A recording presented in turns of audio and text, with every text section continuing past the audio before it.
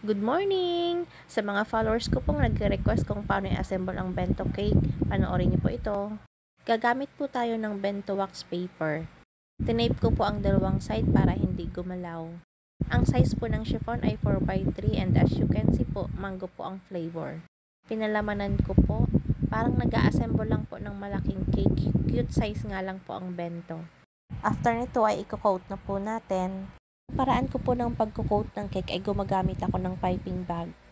Para sa akin ay hindi po siya messy tsaka equal po yung nalalagay na icing sa cake. Okay, pakinisin na po natin. Ganito lang po kasimple ang paggawa ng bento cake. Matagal lang po siyang gawin kung mahirap yung design na gusto ng ating client. Ako po talaga ay seasonal lang magpa-order ng bento cake. Hindi po kasi ako nag-i-stock ng cake sa chiller. Nagbe-bake lang po kasi tayo kung kailan may order. Okay, pipe lang po tayo ng counting design sa ibabaw para sa toppings na mangga. Kapag kasimpleng design ay sobrang dali lang po talagang gawin. Magandang negosyo idea po para sa mga nagsisimula pa lang sa baking. Tapos na po, ready na po ang ating bento box at ilipat na po natin. Kayang-kaya niyo gawin, 'di ba? Tapos na, thank you for watching!